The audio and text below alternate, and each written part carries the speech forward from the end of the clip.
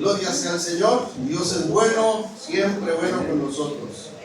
Y como siempre digo, parte de esa gran bondad se pone en evidencia a través de el privilegio, la bendición de recibir de su palabra, de alimentarnos de ese mensaje de poder.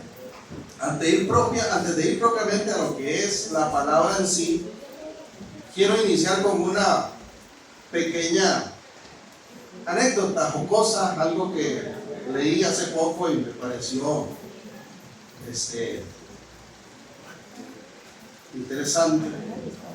Como sabrán, hermanos, nuestro país, Costa Rica, tiene una identidad muy particular.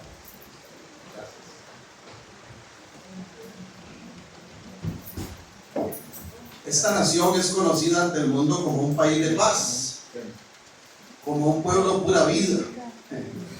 Por ahí hay algunos registros que hablan de el país más feliz del mundo, que últimamente como que esa categoría no es tan real, por diferentes circunstancias. Pero parte de lo que es la identidad, la idiosincrasia del costarricense también, hermanos, es que este es un país de mucho choteo. Y cualquier cosa se agarra en vacilón y en broma. Y si hay alguien que son motivo de choteo, son los políticos. Y entonces, vi una publicación que estaba dirigida a los políticos y dentro de eso venía esta anécdota, casi que un chiste es esto, hermano, y me llamó la atención. Se dice que un político fue al banco a cambiar un cheque. Cuando se presentó al banco, hizo la fila, llegó ante el funcionario que debía cambiarle el cheque y en ese momento preciso recordó que no portaba su cédula de identidad. Entonces el funcionario le dice: ¿qué hacemos? Dice: es que necesitamos verificar su identidad. Mire, pero es que yo soy un político de renombre, no me ve la cara, no me reconoce. Vea, señor, no es asunto mío, es cuestión de la gerencia. Ayer vino un boxeador, un deportista reconocido en nuestro país, y el gerente, igual le pasó, no traía su identificación, y el gerente le dice: ¿qué podemos hacer? Entonces él dijo: de ahí, sáqueme los dos funcionarios o guardas que tenga más altos, dormidos, y yo se lo demuestro. Y efectivamente, ¿verdad? Tuvo un par de rounds ahí y los nuqueó. Entonces le dice: ¿y usted, señor político, qué podemos hacer? Y se queda este hombre pensando y dice: ay, no sé, tengo la mente en blanco, se me vienen puras tonterías. Ah, confirmado, aquí está su cheque.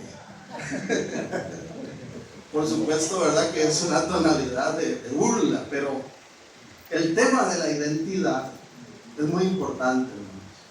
Y la identidad del pueblo de Dios, con mucha más razón, hay que tomársela en serio. Y temas como esos hay que dejar de lado el choteo, la burla, y más bien afrontarlos con compromiso. Y hoy yo quiero compartir con ustedes un tema relacionado a la identidad de nosotros como pueblo de Dios. Entonces, ahora sí, entrando ya, dejando de lado el humor y entrando en algo más formal, quiero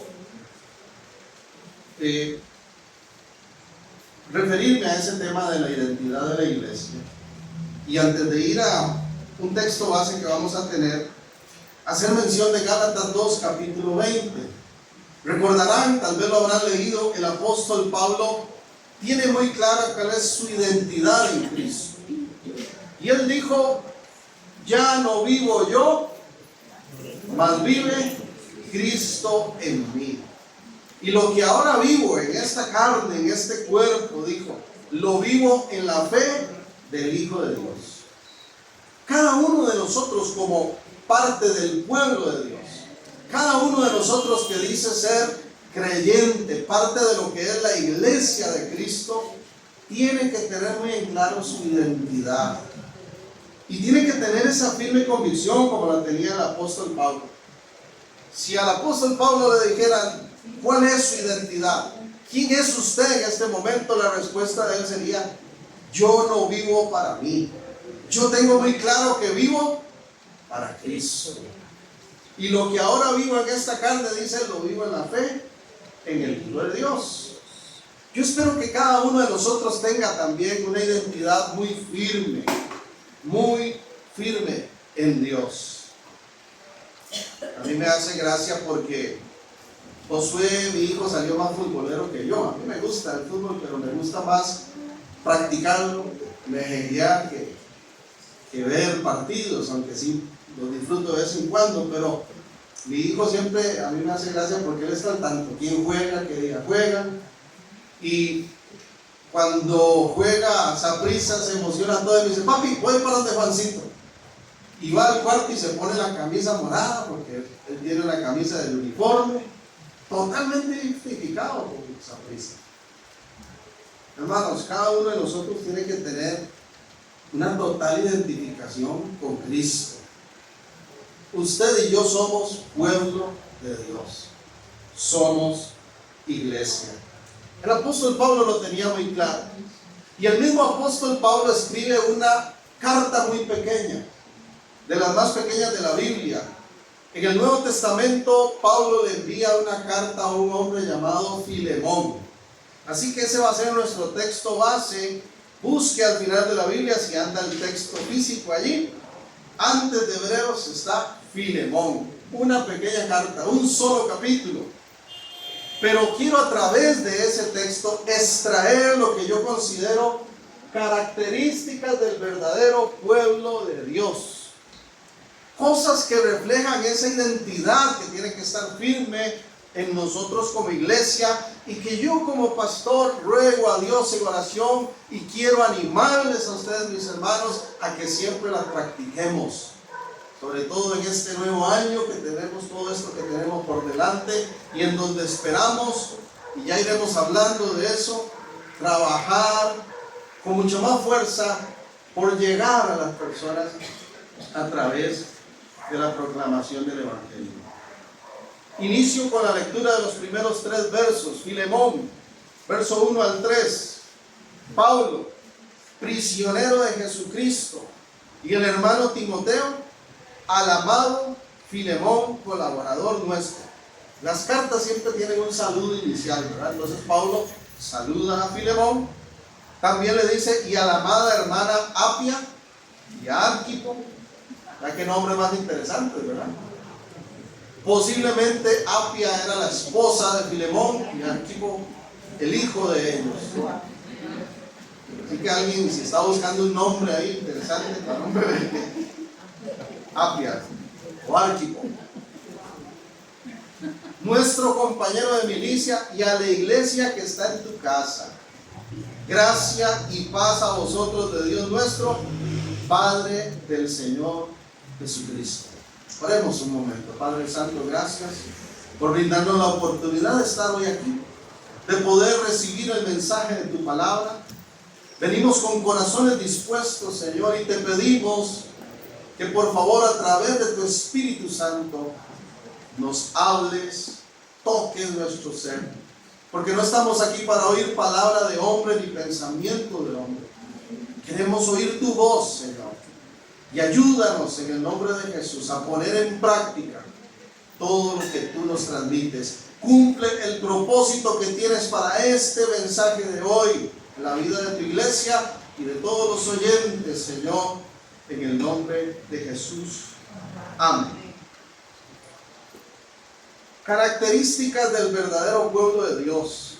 Dice el verso 1, Pablo, prisionero de Jesucristo. La versión Dios habla hoy lo traduce como preso por causa de Cristo. La nueva traducción viviente lo traduce prisionero por predicar la buena noticia acerca de Cristo Jesús. Esta carta de Filemón es una de las cartas llamadas cartas de prisión. El apóstol Pablo la escribe estando en la cárcel.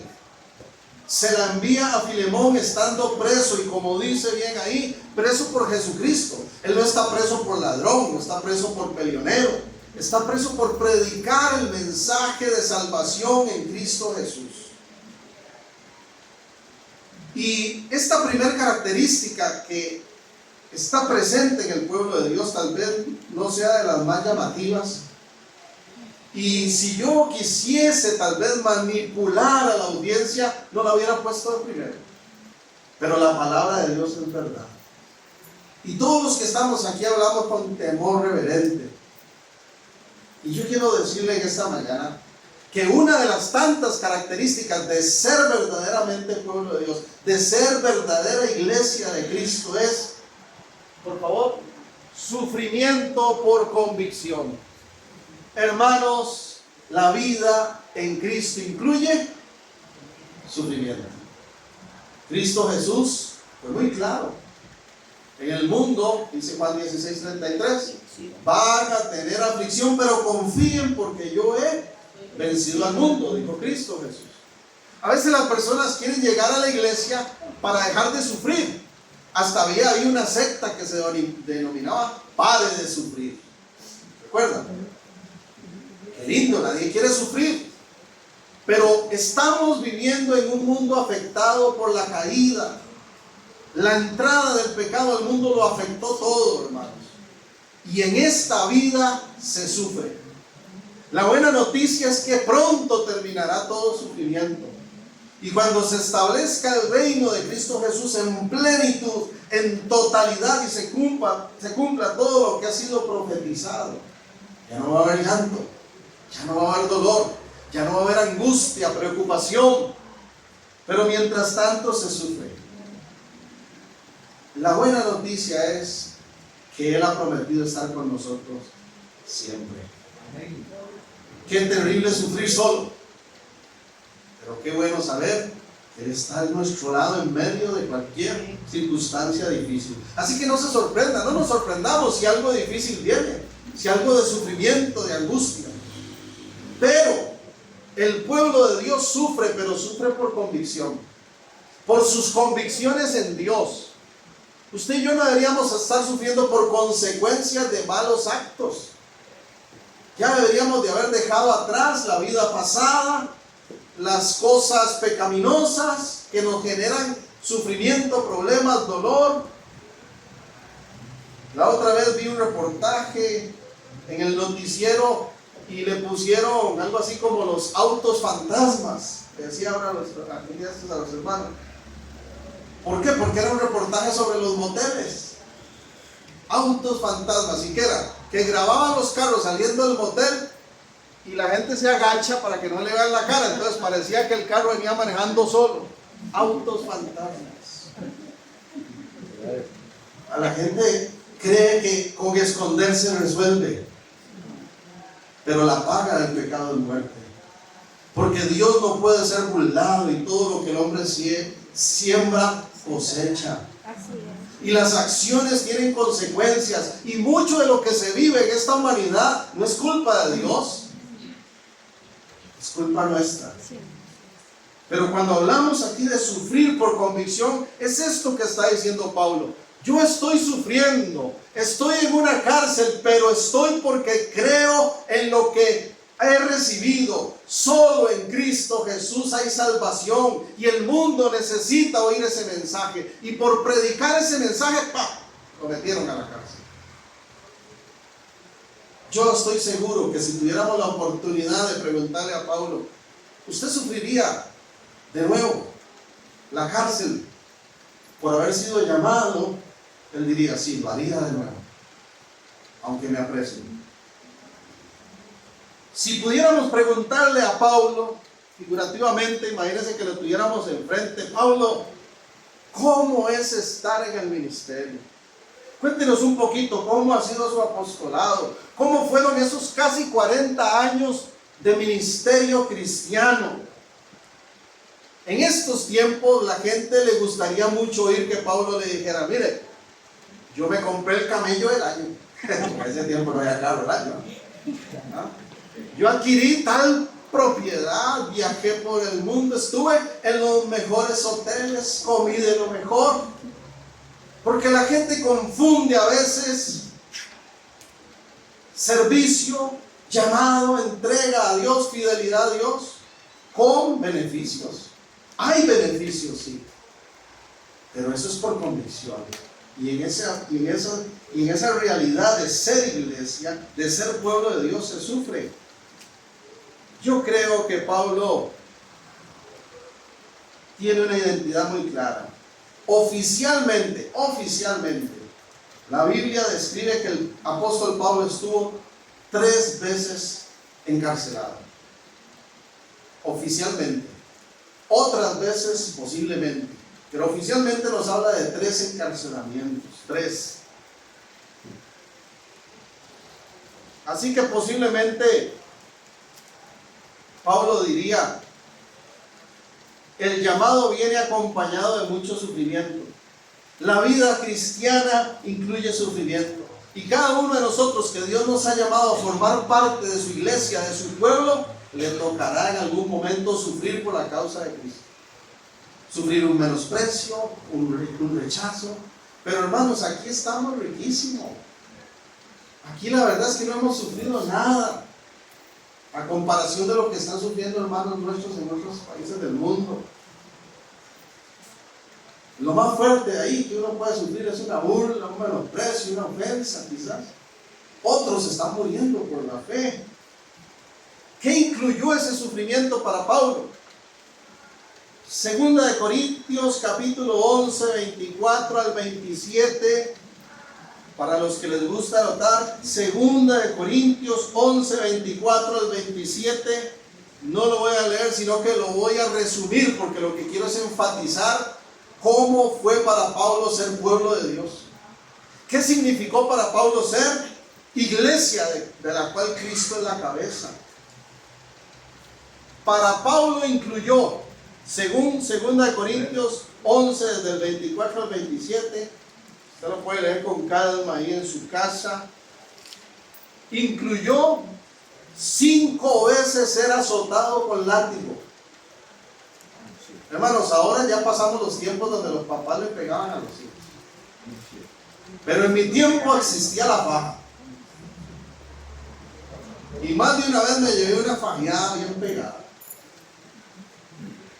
Pero cuando hablamos aquí de 5 veces haber azotado con látigos, no estamos hablando de que le bajaron los pantaloncitos y le dieron unas fajaditas en las nachas.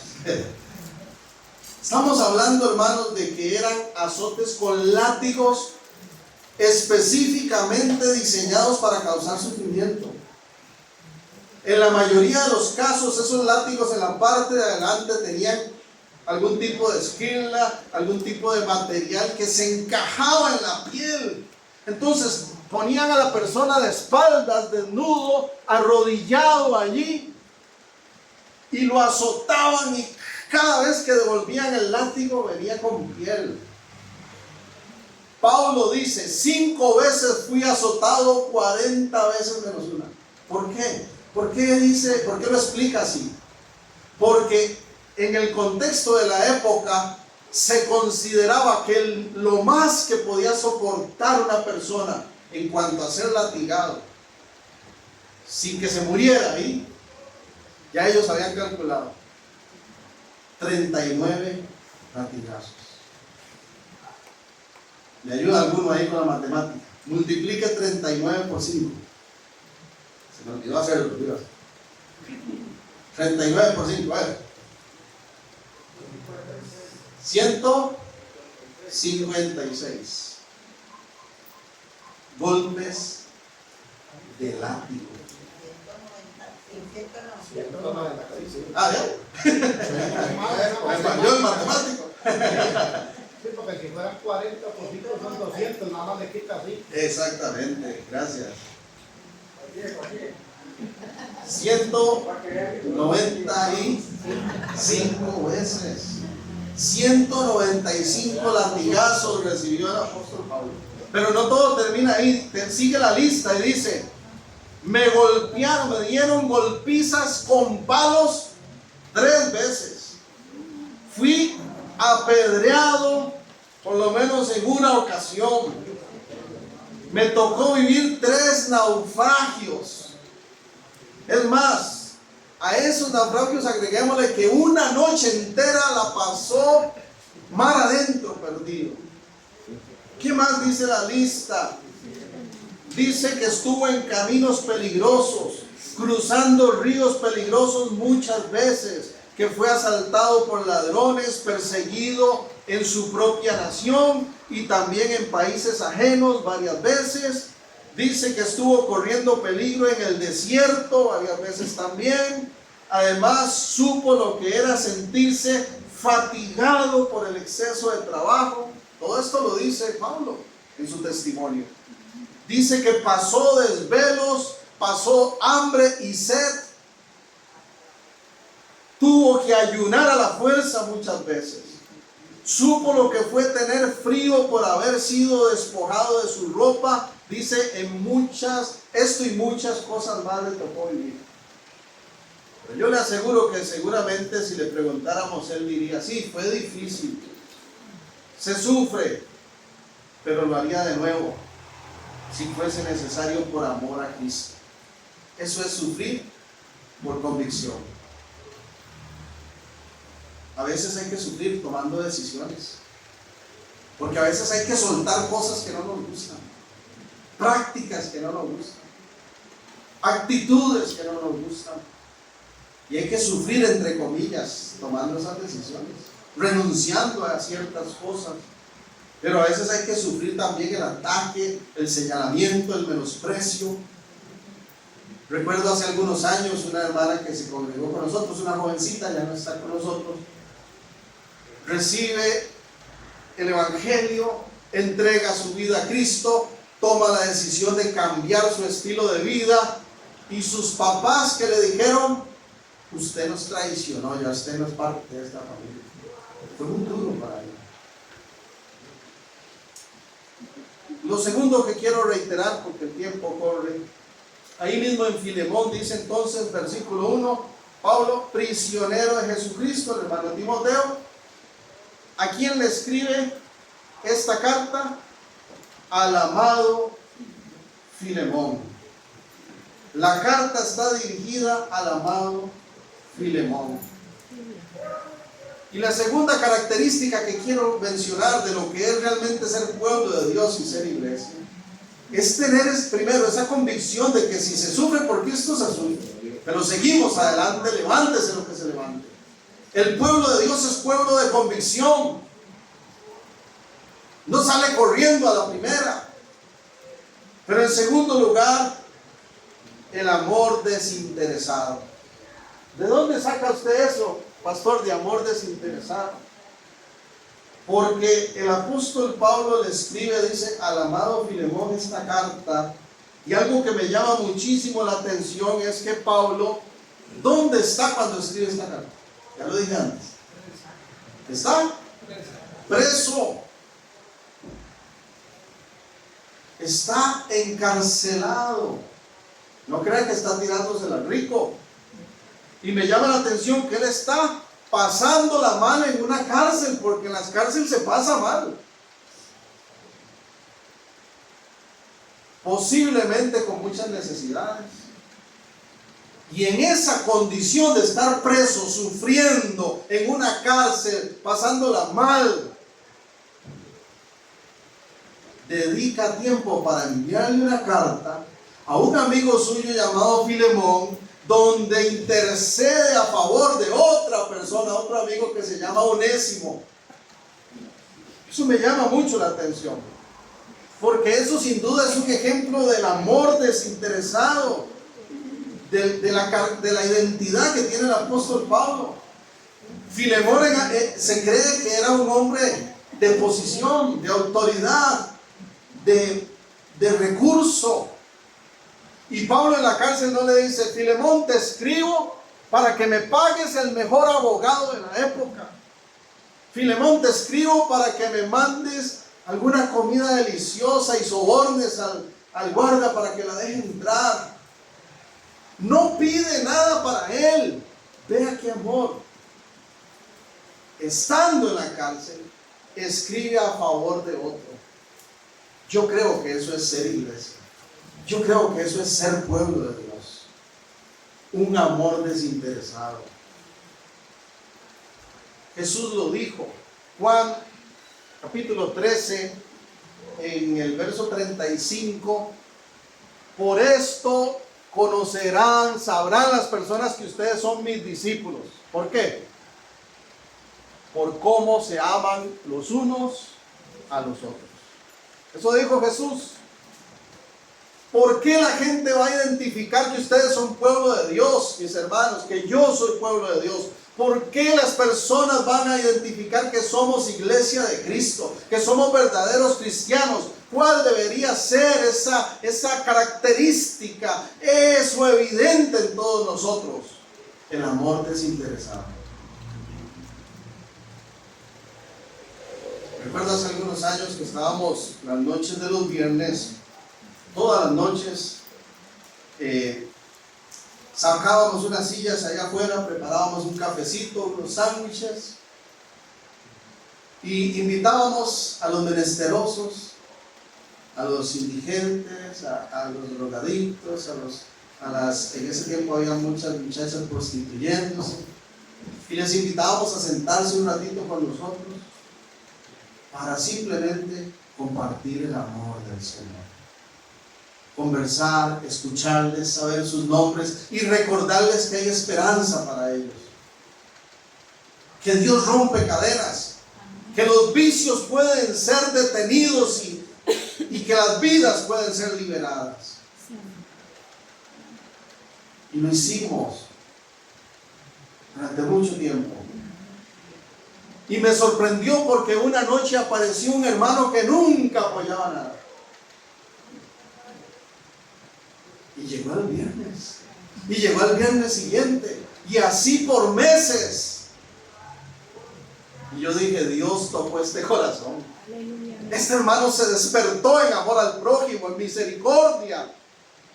Y para mi sorpresa, unos cuantos meses después, no vino un viernes. No vino al que sí. Y cuando, para quedar más sorprendido, me dice un domingo este pastor, ¿me regala un momentito al final? Sí, claro. Fírmeme aquí, por favor. Y me trajo una carta de, creo que eran 150 horas de trabajo comunal para que yo se la firmara. Es decir, que todo eso que hizo era para aprobar un curso, para que le dieran el reconocimiento, no porque le nacía, no porque realmente quería compartir con estas personas. Eso me dolió, me indignó. Y cuando se nos metieron a robar aquí, que fue terrible llegar y ver todo vacío, la gente nos decía, ven por alcahuetas, ven por estar chiñando a esas personas, ven por darles confianza. Y no faltó quien dijera que el Señor los consuma a todos y que caiga fuego al cielo. ¿Cuál es? ¿Cuál debe ser la característica del pueblo de Dios? Amor desinteresado. Si usted y yo no estamos evidenciando amor desinteresado por Dios primeramente, por el prójimo y los unos a los otros, hermanos, no estamos haciendo nada. Estamos haciendo acto de presencia. Porque ser pueblo de Dios es amar como Dios nos ha amado. ¿Cuántos dicen amén a eso? Gloria a Dios. Lo interesante de esta carta es que no solo Pablo mostró ese amor al escribir pidiendo a favor de Onésimo, sino que veamos un momentito el verso 4 ahí en Filemón al 7. El mismo Filemón era ejemplo de amor. Pablo escribió, doy gracias a mi Dios haciendo siempre memoria de ti en mis oraciones, porque oigo del amor y de la fe que tienes hacia el Señor Jesús y para con todos los santos, para que la participación de su fe sea eficaz en el conocimiento de todo el bien que está en vosotros por Cristo Jesús, pues tenemos gran gozo y gran consolación en tu amor, porque por ti, oh hermano, han sido confortados los corazones de los santos. Qué lindo que hablen así de uno.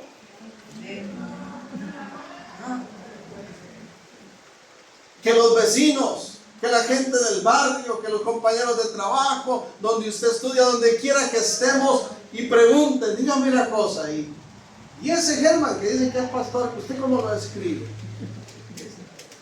Yo quisiera que digan, viera qué amor, viera qué fe, viera qué trato noble. Es más, hemos sido consolados a través de él. Nos ha llenado de alegría. Oiga qué características más lindas. Qué lindo, hermanos, que seamos descritos de esa manera, tú y yo, como Pablo describió a Filemón. Pregunto, ¿cómo seríamos descritos, hablando de nosotros como pueblo de Dios, como iglesia del Señor? Cada uno de nosotros, ¿cómo seríamos descritos por aquellos que nos rodean?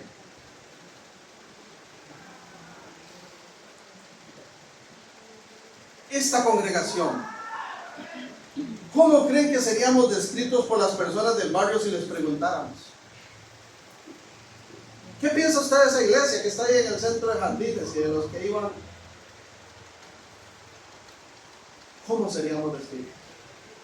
Qué lindo que digan, ahí hay gente que ama con el amor de Dios, pero que aman desinteresadamente, no están buscando sacar provecho, realmente quieren aportar para bendición de las vidas. Una vez dijo un pastor amigo, Alberto Castro, y me llamó mucho la atención esa frase. Él dijo, ¿qué le dolería más a tu comunidad? ¿Que cerraran la iglesia, el templo? ¿O que cerraran el abastecedor, por ejemplo? Lo notaría el barrio si de pronto lo cerraran aquí. Viniera al ministerio y nos clausuró. No más plantío de Dios. Le dolería al barrio y diría, ay, qué lástima, esa iglesia tan importante que era para nosotros, vea qué lindo lo que uno veía en ellos. O dirían, qué dicha, ya.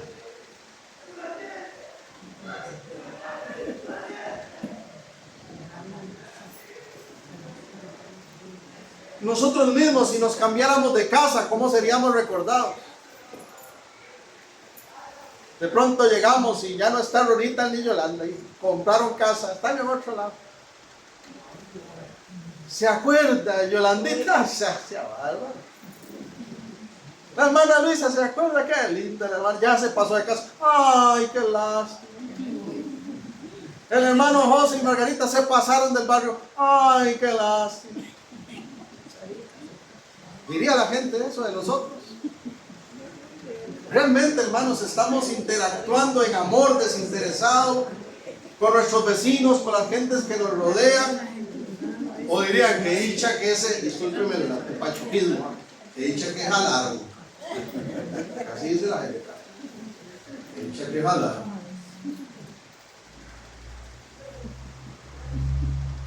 Espero que donde quiera que estemos reflejemos el amor de Cristo desinteresadamente, porque eso es ser verdaderamente pueblo de Dios, iglesia cristiana. Una tercera característica, volviendo a la carta de Filemón, el versículo 10. ¿Cuál era el motivo por el cual Pablo envió esta carta? Dice, te ruego por mi hijo Onésimo. No era que era hijo de él. Otro nombre, interesante, Onésimo. Te ruego por mi hijo Onésimo, a quien engendré en mis prisiones. ¿Por qué le dice hijo? Ya vamos a ver por qué. Dice que lo engendró en las prisiones. Te ruego. Oiga el vocabulario. Pablo rogándole a alguien una respuesta, no para él, en amor desinteresado, rogando, intercediendo a favor de otro. Le dice, te ruego por mi hijo Onésimo. Verso 12. ¿Qué le ruega? El cual vuelvo a enviarte. Tú pues recíbele como a mí mismo. Recíbele. Verso 15. porque quizás para esto se apartó de ti por algún tiempo, para que le recibieses.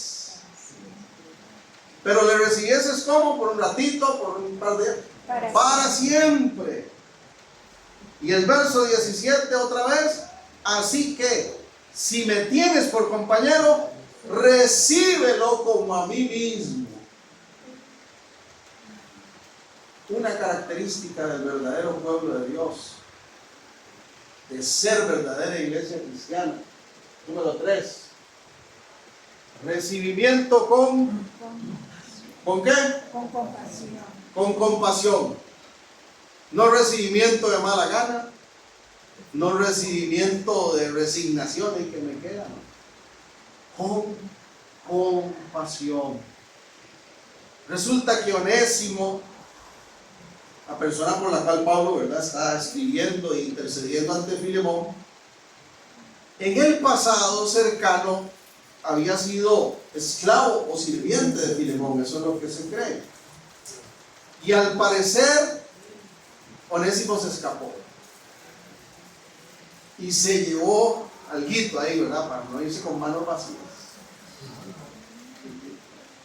Pero en los propósitos divinos, tiempo después, Onésimo es encarcelado y en la cárcel conoce al apóstol Pablo, escucha y recibe de parte del apóstol Pablo la buena nueva de salvación, se arrepiente de sus pecados, recibe a Cristo, se convierte en un nuevo discípulo y entonces le dan la noticia de que se le acabó la condena, de que va a quedar en libertad, y entonces Pablo le dice: no te preocupes, Onésimo, llévese esta carta, désela a su antiguo patrón de parte mía. ¿Y qué es lo que está pidiendo? Recibimiento con compasión.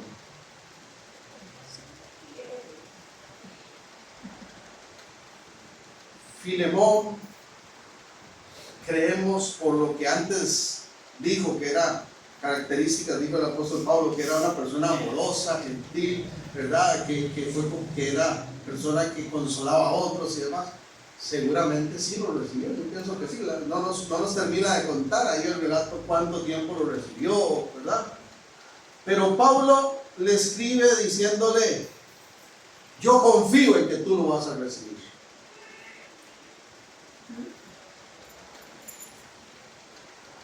Verso 17. Así que, estoy Filemón, verso 17. Así que si me tienes por compañero, recíbele como a mí mismo.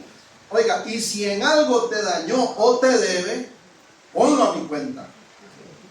Yo, Pablo, lo escribo de mi mano, yo lo pagaré. Por no decirte que aún tú mismo me des alguito. Sí, hermano, tenga yo algún provecho de ti en el Señor, conforta mi corazón en el Señor. Te he escrito, oiga, confiando en tu obediencia, sabiendo que harás aún más de lo que te digo.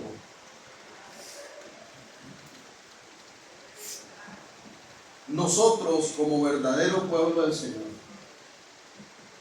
como verdadera iglesia cristiana que decimos ser, ¿cómo estamos recibiendo a los nuevos convertidos? ¿Cómo vamos a recibir a las personas que vendrán? Yo espero que usted pueda decir con convicción: los vamos a recibir con compasión, no con un dedo acusador, no juzgando, no señalando, no menospreciando, no buscando el punto negro en la pared blanca, con la misma compasión con que Dios nos ha recibido, con la misma misericordia que el Señor ha tenido de nosotros. Y sí, hermanos, muchos van a llegar golpeados, heridos, muchos van a llegar haciendo cosas que no nos agradan, hablando de forma que no nos agrada. Pero tengamos compasión, démosle tiempo a las personas. de que el Señor y el Espíritu Santo trabajen en ellos y sean transformados. No hagamos malas caras ni malos modos. No se pase de asiento porque llegó alguien ahí que no le cayó muy bien. Ay, es que vea esa que entró, que mi falda. No, hay que escote, claro. Ese que entró, viera como lo conocen ahí en el barrio. Yo sé lo que es una fichita. El profeta Isaías escribió, inspirado por el Espíritu Santo, que lo mejor de nosotros, oiga, lo mejor de nosotros, en comparación con Cristo Jesús, son como trapos de inmundicia. Y a veces jugamos de vivos, discúlpenme la expresión, creyendo que somos superiores a otros. Amor compasivo. Amor compasivo. Cristo Jesús fue muy claro. Lucas capítulo 15. Lucas capítulo 15. Voy a leer los versos del 4 al 7. Jesús dijo esta parábola tan linda. Lucas 15, 4. ¿Qué hombre de vosotros, teniendo 100 ovejas, si pierde una de ellas, no deja las 99 en el desierto y va tras la que se perdió hasta encontrarla? Y cuando la encuentra, la pone sobre sus hombros gozoso. Gozoso. Y al llegar a casa reúne a sus amigos y vecinos diciéndoles: gócesen conmigo porque he encontrado mi oveja que se me había perdido. Oiga lo que afirma Jesús. Les digo que así habrá más gozo en el cielo por un pecador que se arrepiente que por 99 justos que no necesitan de arrepentimiento. Mire el que entró ahí. Yo no sé para qué vino. Ese que va a cambiar. Gozoso, dice, porque encontró la oveja. Eso debería ser la característica. ¡Qué gozo!, ¿no? ¡Qué bendición! ¡Qué alegría! Recibir con una sonrisa y decirle: esta es su casa. Aquí, hermanos, todos somos necesitados. Hay un dicho muy cierto y muy antiguo que dice que la iglesia cristiana no debe ser vista como un museo de santos, sino como un hospital de almas. Así es. Y el martes se lo dije a los hermanos en la oración: ayúdenme a orar, les dije, en esa dirección. Que como iglesia sepamos recibir a las personas, porque yo tengo la fe que este año vamos a recibir a muchas personas como fruto de la labor que vamos a seguir realizando. Sí, amén. Ya vamos a hablar de todos esos proyectos. Amén. Yo le dije: ayúdenme a orar para que los recibamos así, con amor, con compasión, no con malas caras, ni señalamientos, ni juzgando, como Dios nos ha recibido a nosotros, porque aquí ninguno es perfecto, porque aquí todos somos necesitados de Dios. Yo como pastor le necesito todos los días, y todos así también. Así es, amén. Amor compasivo.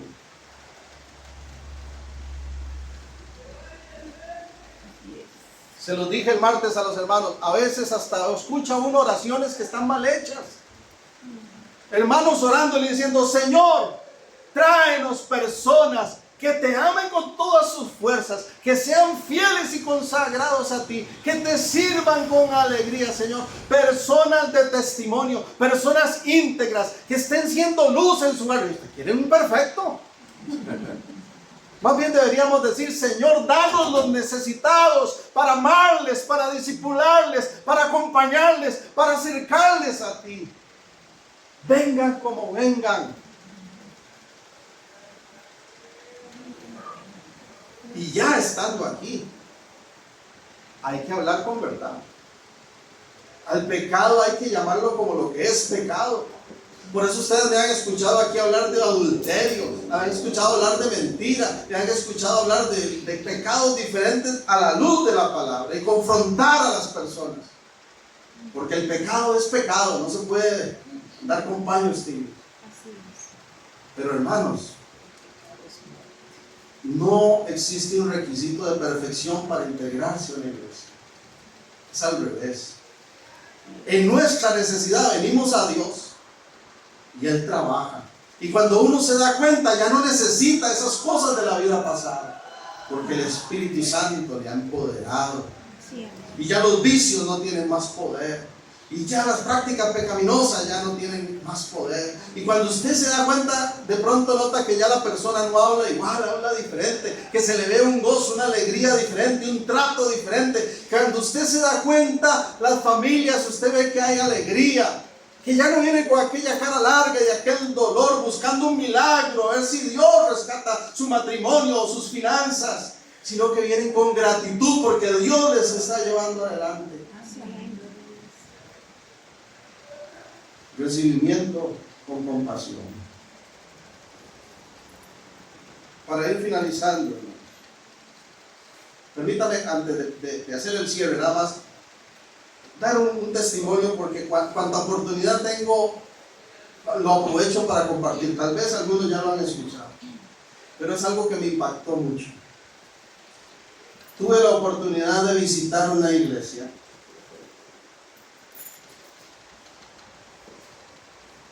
donde desarrollan un ministerio de alcance, un trabajo muy fuerte con los transvestis, los transgéneros, las prostitutas, en esas zonas complicadas de San José. Y ellos van y les llevan el mensaje del Evangelio. Y cuando las personas quieren cambiar, les ayudan y les acompañan y los integran a la iglesia y poco a poco los van involucrando. Y yo llegué a ese culto y, a diferencia de como lo hacemos aquí, que nosotros cuando se trata de recibir las ofrendas pasamos cada uno y las deposita delante, ahí no. Ahí envían a algunos hermanos para que vayan por fila, ¿verdad? Con una canastita. Y el hermano que pasó en la fila que me tocaba a mí, cuando pasó frente a nosotros, algo dijo, algo hizo, que se le salió su vida pasada. Por no decir otra cosa.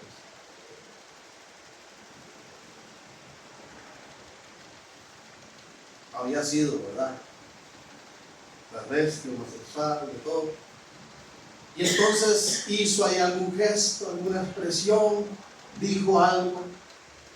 Y algunas personas que estaban ahí, yo oí de viaje la reacción, ¿verdad? Los ojos enojados. Y este joven, hermanos, antes de ir a la fila que sigue, se devolvió. Y yo no voy a olvidar esa mirada. Con profundo dolor en su corazón nos dijo: ay, hermanos, perdónenme, pero fueron 25 años de hablar y vestir como mujer. Claro, se les sabía. Qué injustos somos a veces. Qué faltos de compasión y paciencia somos a veces.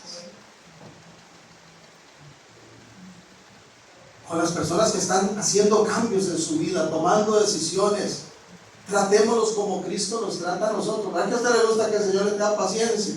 Ay, hermanos, no sabe cuánta paciencia me ha tenido el Señor a mí. Y a usted, a todos. Eso me marcó. 25 años tenía ese hombre de vestirse y hablar como mujer. Ahora está haciendo una transformación en su vida y todavía tiene cosas que ir corrigiendo. No es fácil, pero Dios está obrando. Una cosa es seguir pecando voluntariamente y otra cosa es estar en esa lucha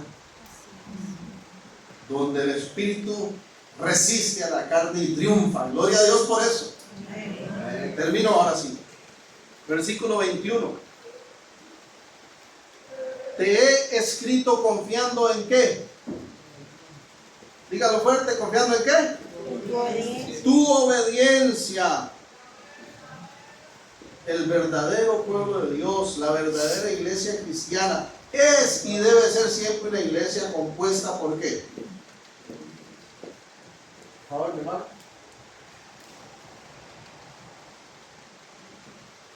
El verdadero pueblo de Dios, la verdadera iglesia cristiana, es y debe ser siempre una iglesia compuesta por, dígalo fuerte, personas obedientes. Otra vez, personas obedientes. Obedientes a Dios. Obedientes a la voluntad de Dios. Aunque como dijimos, eso a veces signifique sufrir por la causa de Cristo.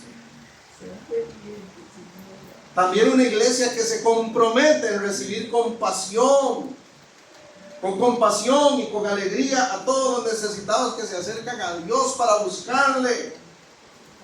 Una iglesia que ama a Dios, que ama al prójimo, que se aman los unos a los otros. Todo eso que hemos hablado hoy. Poder decir, sí, Señor, te veo a ti, no veo al pastor, te veo a ti. Creo que me estás hablando. Recibo este mensaje. Me comprometo a obedecerte más.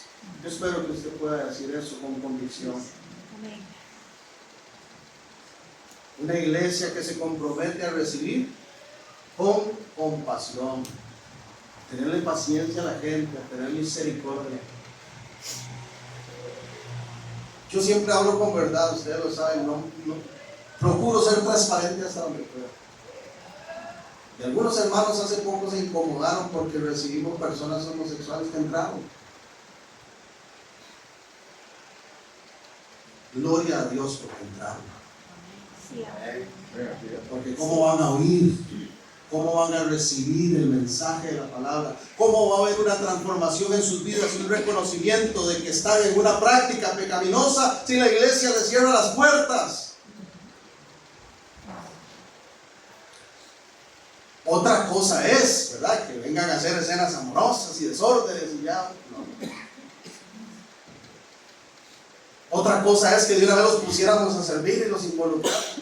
Todo tiene su tiempo. Pero alegrémonos. Porque hay pecados que son evidentes, pero hay otros que no se ven.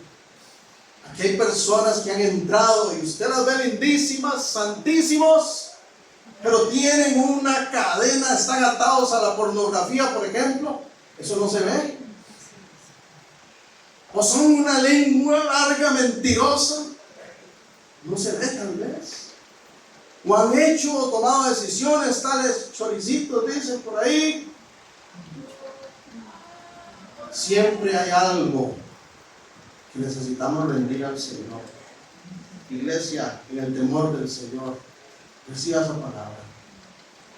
Si alguien viene y la condición del que entró no es de su agrado, con mucha más razón acérquese, muéstrese amigo, ore por esa persona, pregúntele su nombre, no le suelte, dígale, qué dicha que vino, siéntase en casa, voy a estar orando por usted.